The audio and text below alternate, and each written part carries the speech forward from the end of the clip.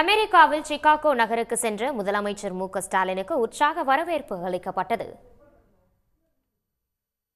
முதலீடுகளை ஈர்ப்பதற்காக முதலமைச்சர் மு.க.ஸ்டாலின் அமெரிக்காவிற்கு சுற்றுப்பயணம் மேற்கொண்டுள்ளார். முன்னதாக சான் பிரான்சிஸ்கோ சென்ற மு.க.ஸ்டாலின் முன்னணி நிறுவனங்களின் பிரதிநிதிகளை சந்தித்தார். இதையடுத்து 8 நிறுவனங்களுடன் 4600 பேருக்கு வேலைவாய்ப்பு அளிக்கும் வகையில் 1300 கோடி ரூபாய் முதலீட்டில் புரிந்துணர்வு ஒப்பந்தங்கள் மேற்கொள்ளப்பட்டன. இந்நிலையில் முதலமைச்சர் மு.க.ஸ்டாலின் சான் பிரான்சிஸ்கோவில் இருந்து சிகாகோ நகருக்கு சென்றார். அங்கு அவருக்கு சிகாகோ தமிழ் சங்கம் சார்பில் உற்சாக வரவேற்பு அளிக்கப்பட்டது.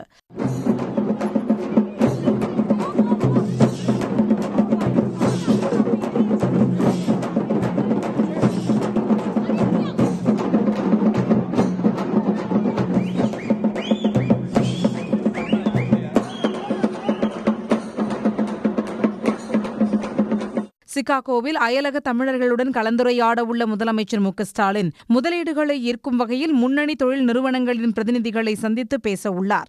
உடனுக்குடன் செய்திகளை தெரிந்து கொள்ள சன் நியூஸ் பெல் ஐகானை கிளிக் பண்ணுங்க.